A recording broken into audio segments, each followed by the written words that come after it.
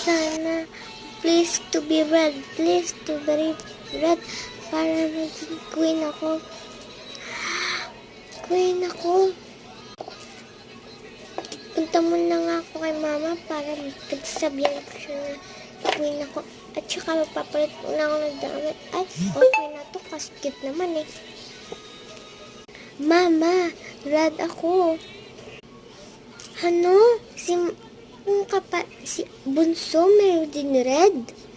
Hindi pwede yan. Ako yung queen. Kasi ako yung may red. Oh, ito nga.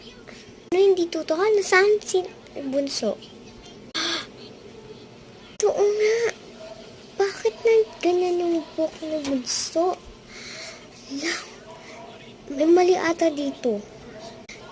Bestie. Meron akong red mark.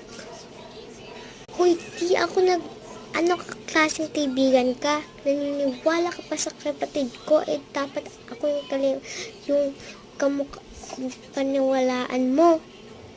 Ilat na lang sila na di nila ako pinapagkaliwan. Niniwala ko din wala na lahat. Pilit. Alam mo, tumatawag sa akin. Sagutin ko nga. Alam mo na totoo sa akin, pero sa kapatid ko ito totoo. Paano mo nalaman? Lahat ng tao dito tinaniwala sa akin. Paano mo explain mo sa akin? Magkita muna tayo sa park? Okay. Hindi ko talaga alam. Naniwala pala siya sa akin. Andito. Ay, ayun. Ikaw ba? No? Gumamit siya ng super lipstick para hindi siya water fruit lipstick. Sige na, gabi na eh. Punta muna ako. Huwag na nga muna ako. Araw na magtinig para kilamanan ko yung mga gamit ng kapatid ko. Di ako ganun, pero kailangan ko. Ito yung lipstick.